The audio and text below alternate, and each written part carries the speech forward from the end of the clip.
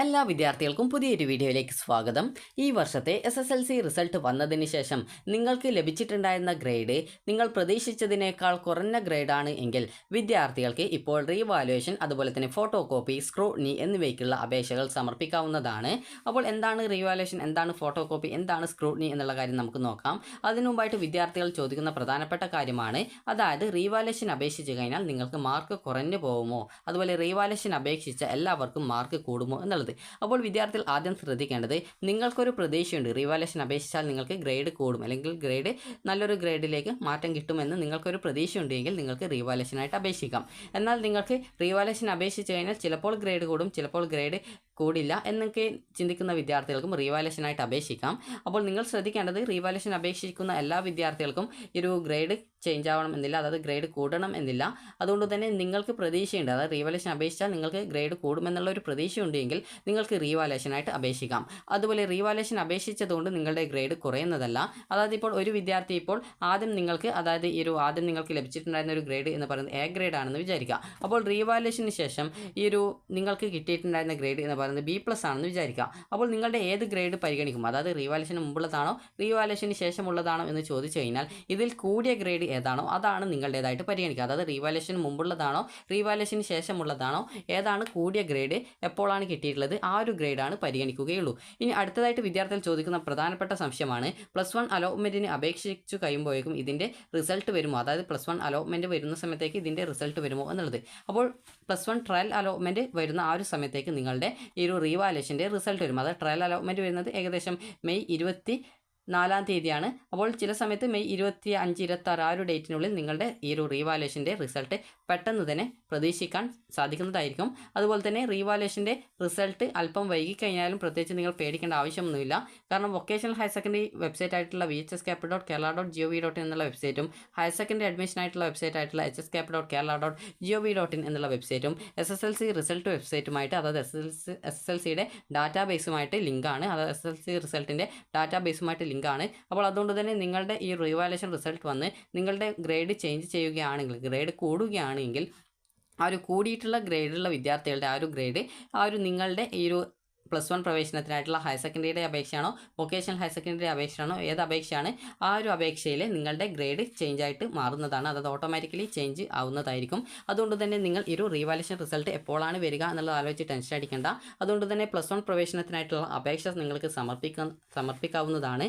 അതിന് പ്രത്യേകിച്ച് പ്രോബ്ലംസ് ഒന്നുമില്ല. അതുപോലെ തന്നെ എന്താണ് റീവാലുവേഷൻ എന്നുള്ളത് പറയാം. റീവാലുവേഷൻ എന്ന് പറയുന്നത് വിദ്യാർത്ഥികളുടെ ആൻസർ ഷീറ്റ് ഒന്നുകൂടി ടീച്ചേഴ്സ് വാല്യുവേഷൻ ചെയ്യുന്നതാണ് റീവാലുവേഷൻ.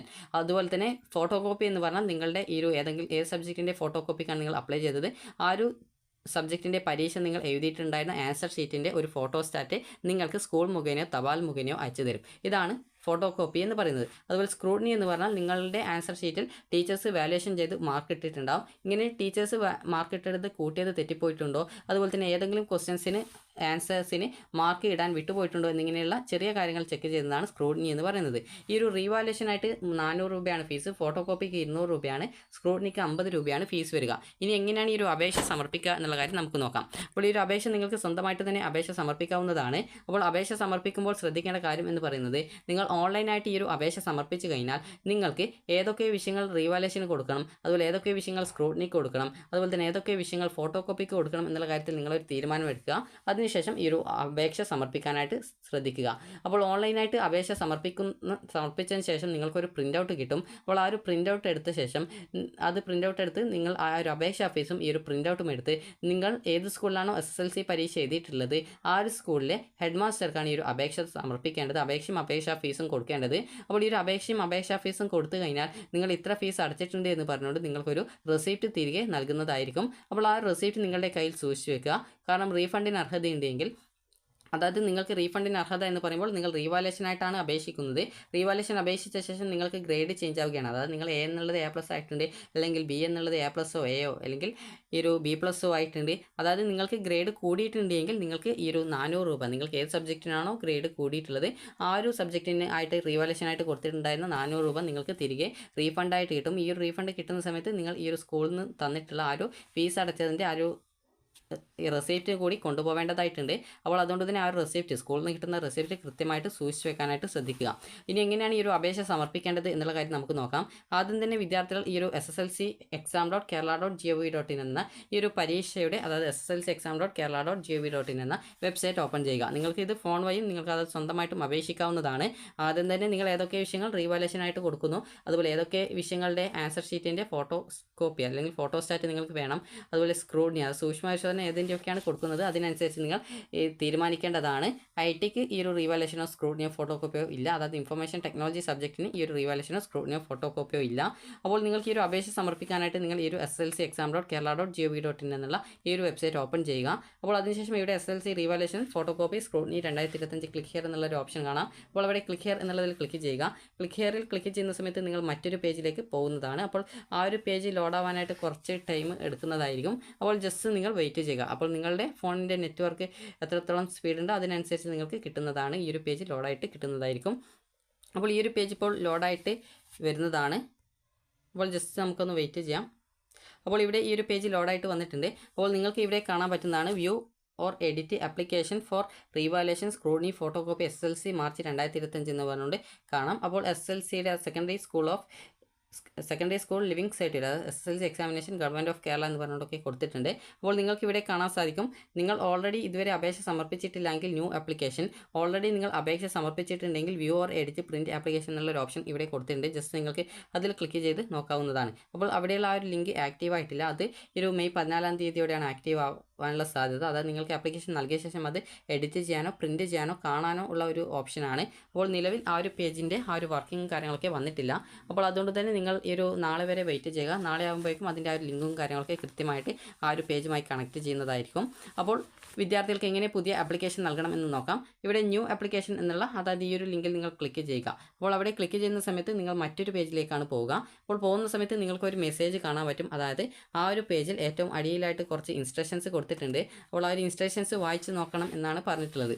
അപ്പോൾ എന്താണ് ഇൻസ്ട്രക്ഷൻസ് എന്നുള്ള കാര്യം പറയാം. അപ്പോൾ നിങ്ങൾക്ക് ഈ ഒരു IT സബ്ജക്റ്റിന്, അതായത് ഇൻഫർമേഷൻ ടെക്നോളജി എന്നുള്ള നിങ്ങളുടെ ആ ഒരു സബ്ജക്റ്റിന് റീവാലുവേഷനോ സ്ക്രൂട്ടിനിയോ ഫോട്ടോ കോപ്പിയോ ഉണ്ടായിരിക്കുന്നതല്ല. അതുപോലെ തന്നെ വിദ്യാർത്ഥികൾക്ക് ഈ ഒരു, അതായത് നിങ്ങൾക്ക് ഈ ഒരു റീവാലുവേഷന് 400 രൂപയാണ് ഫീസ് വരിക. അതുപോലെ തന്നെ സ്ക്രൂട്ടിനിക്ക് 50 രൂപയാണ് വരിക. ഫോട്ടോ കോപ്പിക്ക് 200 രൂപയാണ് ഫീസ് വരിക എന്നുള്ളതാണ് പറഞ്ഞിട്ടുള്ളത്. അതുപോലെ തന്നെ അടുത്തതായിട്ടുള്ളത് വിദ്യാർത്ഥികൾ ഈ ഒരു പ്ലസ് വൺ അല്ല, ഈ ഒരു, അപ്പോൾ നിങ്ങൾ ആ ഒരു ന്യൂ ആപ്ലിക്കേഷൻ എന്നുള്ള ക്ലിക്ക് ചെയ്യുന്ന സമയത്ത് ഇതുപോലെയാണ് ഉണ്ടാവുക. നോട്ട്സ് കൊടുത്തിട്ടുണ്ട്. Please read the instructions given the bottom of this page എന്ന് പറഞ്ഞുകൊണ്ട് കൊടുത്തിട്ടുണ്ട്. ജസ്റ്റ് നിങ്ങൾ അതിൽ ക്ലിക്ക് ചെയ്യുക. അപ്പോൾ ക്ലിക്ക് ചെയ്യുന്ന സമയത്ത് നേരത്തെയുള്ള ആ ഒരു കാര്യങ്ങളാണ് ഇവിടെ നിങ്ങൾക്കുള്ള ഇൻസ്ട്രക്ഷൻസ് ആയിട്ട് കൊടുത്തിട്ടുള്ളത്. അതായത് IT സബ്ജക്റ്റിന് റീവാലുവേഷനോ ഫോട്ടോ കോപ്പിയോ സ്ക്രൂട്ടിനിയോ ഇല്ല എന്നാണ് പറഞ്ഞിട്ടുള്ളത്.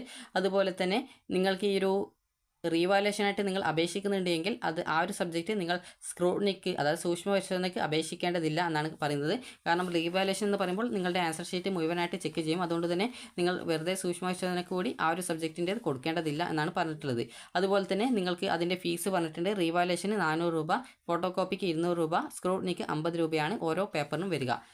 അതുപോലെ തന്നെ നിങ്ങൾക്ക് ഈ ഒരു നിങ്ങളുടെ ആപ്ലിക്കേഷൻ നൽകിയ ശേഷമുള്ള പ്രിൻ്റ് ഔട്ട് നിങ്ങളുടെ സ്കൂളിൽ, അത് നിങ്ങൾ ഏത് സ്കൂളിലാണോ ഈ ഒരു SSLC പരീക്ഷ എഴുതിയിട്ടുള്ളത് ആ ഒരു സ്കൂളിലെ ഹെഡ് മാസ്റ്റർക്കാണ് നൽകേണ്ടത്. അപ്പോൾ നിങ്ങൾ ഇങ്ങനെ ഈ ഒരു ആപ്ലിക്കേഷൻ്റെ ആ ഒരു പ്രിൻ്റ് ഔട്ടും അതുപോലെ തന്നെ നിങ്ങൾ ഫീസും നിങ്ങളുടെ സ്കൂളിലെ, അതായത് 10ാം ക്ലാസ് പരീക്ഷ എഴുതിയ സ്കൂളിലെ ഹെഡ് മാസ്റ്റർക്ക് നൽകിയിട്ട് ഹെഡ് മാസ്റ്റർ ഈ ഒരു നിങ്ങളുടെ ആപ്ലിക്കേഷൻ കൺഫേം ചെയ്ത് കഴിഞ്ഞാൽ ആ ഒരു റീവാലുവേഷൻ സ്ക്രൂട്ടിനി ഫോട്ടോ കോപ്പി എന്നിവയ്ക്കായിട്ട് നിങ്ങളുടെ അപേക്ഷ കൺസിഡർ ചെയ്യും, അതായത് പരിഗണിക്കുമെന്നാണ് പറഞ്ഞിട്ടുള്ളത്. നിങ്ങൾ സ്കൂളിൽ ഈ ഒരു ആപ്ലിക്കേഷനും ഫീസും നൽകി കഴിയുമ്പോൾ നിങ്ങൾക്ക് റെസിപ്റ്റ്, ഫീസ് അടച്ചതിൻ്റെ റെസിപ്റ്റ് സ്കൂളിൽ നിന്ന് തരും. അപ്പോൾ അത് വാങ്ങി നിങ്ങൾ കയ്യിൽ സൂക്ഷിച്ച് വെക്കുക. കാരണം റീഫണ്ട് കിട്ടണമെങ്കിൽ, നിങ്ങൾക്ക് റീഫണ്ടിന് അർഹതയുണ്ട് എങ്കിൽ ആ ഒരു റീഫണ്ട് വാങ്ങിക്കാൻ പോകുന്ന സമയത്ത് ഈ ഒരു റെസിപ്റ്റ് കൂടി നിങ്ങൾ കൊണ്ടുപോകേണ്ടതായിട്ടുണ്ട്. അതുകൊണ്ട് തന്നെ ആ ഒരു കാര്യങ്ങൾ നിങ്ങൾ പ്രത്യേകം ശ്രദ്ധിക്കുക. അപ്പോൾ ഇനി വിദ്യാർത്ഥികൾക്ക് എങ്ങനെയാണ് ഈ ഒരു അപേക്ഷ സമർപ്പിക്കേണ്ടത് എന്നുള്ള കാര്യം പറയാം. നിങ്ങൾക്ക് സിമ്പിളായിട്ട് തന്നെ ഈ ഒരു അപേക്ഷ സമർപ്പിക്കാവുന്നതാണ്. ആദ്യം തന്നെ നിങ്ങൾക്ക് ഇവിടെ കാണാം application for revaluation scrutiny photo copy of answer script SSLC March 2025 എന്ന് പറഞ്ഞുകൊണ്ട് കാണാം. അപ്പോൾ ഇവിടെ നിങ്ങൾ നിങ്ങളുടെ രജിസ്റ്റർ നമ്പർ നൽകാനുള്ള ഭാഗത്ത് രജിസ്റ്റർ നമ്പർ നൽകുക, അത് SSLC രജിസ്റ്റർ നമ്പർ ടൈപ്പ് ചെയ്ത് കൊടുക്കുക. അതുപോലെ നിങ്ങളുടെ ഡേറ്റ് ഓഫ് ബർത്ത് കൊടുക്കുക. അതിനുശേഷം ഓക്കെ ബട്ടൺ ക്ലിക്ക് ചെയ്യുക. അപ്പോൾ ഇത്രയും നിങ്ങൾ ചെയ്ത് കഴിഞ്ഞാൽ നിങ്ങളുടെ ആ ഒരു നെയിം, അതുപോലെ തന്നെ നിങ്ങളുടെ എക്സാം സെൻറ്ററിൻ്റെ, അതായത് നിങ്ങൾ എക്സാം എഴുതിയ സ്കൂളിൻ്റെ സെൻറ്റർ കോഡ്, അതുപോലെ എക്സാം എഴുതിയ സ്കൂളിൻ്റെ പേര്, അതുപോലെ നിങ്ങൾ മലയാളം മീഡിയം ആണോ ഇംഗ്ലീഷ് മീഡിയം ആണോ എന്നുള്ളത്, എന്താണ് മീഡിയം എന്നുള്ളത് കൃത്യമായിട്ട് അവിടെ വരും. അതുപോലെ തന്നെ ഇവിടെ നിങ്ങൾ ശ്രദ്ധിക്കേണ്ട പ്രധാനപ്പെട്ട കാര്യം എന്ന് പറയുന്നത്, ഇവിടെ നിങ്ങൾക്ക് ഇവിടെ 3 ബോക്സസ് കാണാൻ പറ്റും. അത് 3 ബോക്സസിൻ്റെ ആ ഒരു ക്രമം കൊടുത്തിട്ടുണ്ട്. ടൈപ്പ് ഓഫ് ആപ്ലിക്കേഷൻസിൽ ഒന്നാമത്തേത് ബോക്സ് എന്ന് പറയുന്നത് റീവാലുവേഷൻ ആണ്. അതായത് ഈ ഒരു ബോക്സ് എന്ന് പറയുന്നത് റീവാലുവേഷൻ ആണ്. അതായത് ഇതിൽ രണ്ടാമത്തേത് എന്ന് പറയുന്നത് ഫോട്ടോ കോപ്പിയാണ്. അതുപോലെ തന്നെ മൂന്നാമത്തേത് എന്ന് പറയുന്നത് സ്ക്രൂട്ടിനിയാണ്. അപ്പോൾ അതുകൊണ്ട് തന്നെ നിങ്ങൾ കൃത്യമായിട്ട് ഏത് അപേക്ഷകളാണ് നൽകേണ്ടത് അതിനനുസരിച്ച് ഓരോ സബ്ജക്റ്റിൻ്റെയും കൃത്യമായിട്ട് സെലക്ട് ചെയ്ത് കൊടുക്കാനായിട്ട് ശ്രദ്ധിക്കുക, മാറിപ്പോവരുത്. അതായത് ആദ്യത്തെ ആ ഒരു ബോക്സ് ചെക്ക് ബോക്സ് എന്ന് പറയുന്നത് ഈ ഒരു റീവാലുവേഷൻ്റേതാണ്, രണ്ടാമത്തേത് ഫോട്ടോ കോപ്പിയാണ്, മൂന്നാമത്തേത് സ്ക്രൂട്ടിനിയാണ്. നിങ്ങൾക്ക് സിമ്പിളായിട്ട് മനസ്സിലാക്കാനായിട്ട് ജസ്റ്റ് ഒന്ന് കാണിച്ചു തരാം. അപ്പോൾ റീവാലുവേഷൻ്റെ ഫീസ് 400 രൂപയാണ് എന്ന് പറഞ്ഞു. അപ്പോൾ നിങ്ങളിവിടെ ആദ്യത്തെ ബോക്സ് സെലക്ട് ചെയ്യുന്ന സമയത്ത് അവിടെ ഈ ഒരു എമൗണ്ട് എന്നുള്ള ഭാഗത്ത്, അതായത് ഇവിടെ എമൗണ്ട് എന്നുള്ള ഭാഗത്ത് എത്രയാണ് എമൗണ്ട് എന്നുള്ളത് കാണിക്കും. അപ്പോൾ ജസ്റ്റ് ഞാനിപ്പോൾ ഇവിടെ ആദ്യത്തെ സെലക്ട് ചെയ്യുന്ന സമയത്ത് ഇവിടെ കാണാം 400 രൂപ എന്ന് പറഞ്ഞുകൊണ്ട് വന്നത് കാണാം. രണ്ടാമത്തേതാണ് സെലക്ട് ചെയ്യുന്നതെങ്കിൽ ഇവിടെ 200 രൂപ എന്ന് പറഞ്ഞുകൊണ്ട് കാണാം. ഫോട്ടോ കോപ്പിക്ക് 200 രൂപയാണ്. സ്ക്രൂട്ടിനിക്ക് 50 രൂപയാണ്. അത് മൂന്നാമത്തെ ബോക്സാണ്. മൂന്നാമത്തെ സെലക്ട് ചെയ്യുമ്പോൾ ഇവിടെ 50 എന്ന് പറഞ്ഞുകൊണ്ട് വന്നത് കാണാൻ പറ്റും. അപ്പോൾ നിങ്ങൾ ഏതൊക്കെ വിഷയങ്ങളാണ് റീവാലുവേഷൻ അതുപോലെ തന്നെ സ്ക്രൂട്ടിനി, ഫോട്ടോ കോപ്പി എന്നിവയ്ക്ക് അപേക്ഷിക്കുന്നത് അത് ആദ്യം നിങ്ങൾ തീരുമാനിക്കുക. അതായത് നിങ്ങൾക്ക് ഏത് സബ്ജക്റ്റിന് കൊടുത്താലാണ് ഗ്രേഡ് കൂടാനുള്ള സാധ്യത ഉള്ളത്, നിങ്ങൾക്ക് ഉറപ്പുള്ളത്, അത് കൃത്യമായിട്ട് നിങ്ങൾ കൊടുക്കുക. അപ്പോൾ നിങ്ങൾ ശ്രദ്ധിക്കേണ്ട കാര്യം ഏതൊക്കെ വിഷയങ്ങൾ കൊടുക്കണം എന്നുള്ളത് കൃത്യമായിട്ട് ആദ്യം തന്നെ ഒരു കാര്യം മനസ്സിലാക്കിയിട്ട് വേണം കൊടുക്കാനായിട്ട്. കാരണം പിന്നീട് എഡിറ്റ് ചെയ്യാനൊക്കെ ബുദ്ധിമുട്ട് വരും. അതുകൊണ്ടാണ് ആദ്യമേ തന്നെ നിങ്ങൾ തീരുമാനിക്കേണ്ടത്. കാരണം പല വിദ്യാർത്ഥികളും ആപ്ലിക്കേഷൻ കംപ്ലീറ്റ് ചെയ്ത ശേഷം പിന്നീട് ഒരു സബ്ജക്റ്റിൻ്റേത് കൂടി കൊടുക്കണമായിരുന്നെന്ന് പറയാറുണ്ട്. അപ്പോൾ അതുകൊണ്ട് തന്നെ നിങ്ങൾ ഏതൊക്കെ വിഷയം കൊടുക്കണമെന്ന് തീരുമാനിക്കുക. കാരണം ഈ ഒരു മെയ് 14 മുതൽ 17-ാം തീയതി വരെ നിങ്ങൾക്ക് അതിനുള്ള അവസരമുണ്ട്. അപ്പോൾ അതുകൊണ്ട് തന്നെ ഈ ഒരു ഡേറ്റിനുള്ളിൽ കൃത്യമായിട്ട് തീരുമാനിച്ച് ഉറപ്പുവരുത്തിയ ശേഷം ഈ ഒരു റീവാലുവേഷനായിട്ട് കൊടുക്കാനായിട്ട് ശ്രദ്ധിക്കുക.